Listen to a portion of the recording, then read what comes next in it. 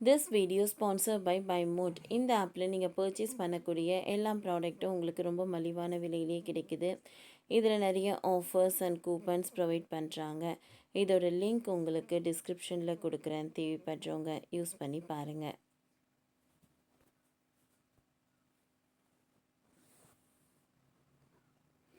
G Tamil Sa Re Ga Ma Pa. Devayani மகள் இனியாவுக்கு வாழ்த்து. உயரம் குறைவா, கலர் கம்மி, ராஜ்குமாரின் சபாஷ் நச். என் மகள் இனியா கேமரா முன்பு நடிக்க வந்தால் மிகவும் சிறப்பாக இருக்கும். அது எங்களுக்கு தெரியும். ஆரம்பத்தில் ரேவதி மேடம் நடிக்க வந்தபோது இப்படிதான் குட்டியாக இருந்தார். தன்னுடைய நடிப்பால் உச்சத்துக்கு போனார். இங்கே உருவம் முக்கியம் இல்லை, ஒருவரின் திறமைதான் பேசும் என்று தேவயானி கணவர் ராஜ்குமார் பேட்டி ஒன்றில் தெரிவித்துள்ளார். இந்த பேட்டிதான் இணையத்தில் வைரலாகி கொண்டிருக்கிறது. ராஜ்குமார் தேவயானி தம்பதிகளுக்கு இனியா பிரியங்கா என 2 மகள்கள் உள்ளனர்.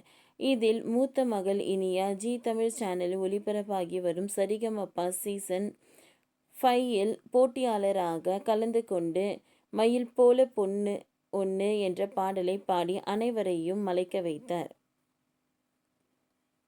டிட்டோ பவதாரணியை போலவே பாடிய இனியாவை அனைவரும் பாராட்டி வருகின்றனர். இந்நிலையில் இயக்குனர் ராஜ்குமரன் தன்னுடைய மகள் இனியாவுடன் அவள் விகடன் யூடியூப் சேனலுக்கு பேட்டி ஒன்றை தந்துள்ளார். அதில் திருமணத்திற்கு பிறகு நமக்கு குழந்தைகள் வேண்டாம் என்று தேவயானியிடம் சொன்னேன். இந்த உலகில் நாம் பிறந்ததே இவ்வளவு கஷ்டப்படுகிறோம். நமக்கு குழந்தைகள் பிறந்து அதுவும் கஷ்டப்படணுமா என்று நினைத்ததுதான். உனக்கு நான் குழந்தை, எனக்கு நீ குழந்தை, நம்ம 2 பேரும் இருந்தா போதும், நமக்கு குழந்தை வேண்டாம் என்றேன். ஆனால் தேவயானி அதை ஒத்துக்கல. குழந்தை வேண்டும் என்பதற்காக அவங்க போகாத கோயிலே இல்லை. குழந்தை வரம் வேண்டும் என தேவயானி ஸ்ரீரங்கம் பெருமாளை வேண்டினாங்க. அவங்க வேண்டுதல் படியே எங்களுக்கு குழந்தைகள் உருவாச்சு.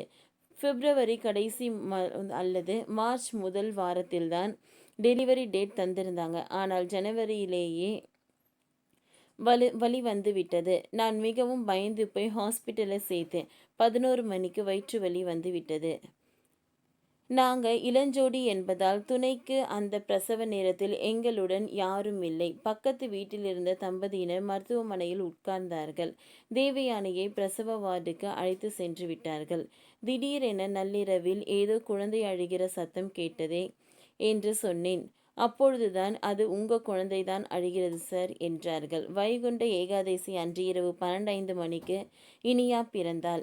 அவளது பிரசவத்திற்கு 48 மணி நேரம் முன்பே பிறந்து விட்டாள். இத்துண்டு இனியா இருக்கிறாளே என்று நினைக்காதீங்க. பரதநாட்டியம், கீபோர்ட், பாட்டு கிளாஸ், ஏஆர் ரஹ்மான் இன்ஸ்டிடியூட்டில் பியானோ, கிட்டார் வாசித்து வைத்திருக்கிறாள். இதை தவிர சிலம்பம், வேல் சண்டை, கத்தி சண்டை, கும்ஃபு, குத்து சண்டை இதெல்லாம் கூட படிச்சுட்டு சர்டிஃபிகேட் வைத்திருக்கிறாள். சுருள் கத்தி சுழற்றுவது, நெருப்பு பந்தம் சுழற்றுவது என எல்லாமே கற்று வைத்திருக்கிறாள். இது எல்லாவற்றையும் விட இனியா அழகாக பாடுவாள். மதன் கார்கி இனியாவும் குரலை பாராட்டி வாய்ஸ் நோட் அனுப்பி வைத்திருக்கிறார். உயரமே இல்லையே, நிறம் குறைவாக இருக்கிறோமே, பற்கள் சிந்தி உள்ளதே என்பதால் கேமராவுக்கு பின்னால் பணியாற்ற இனியா நினைக்கிறார்.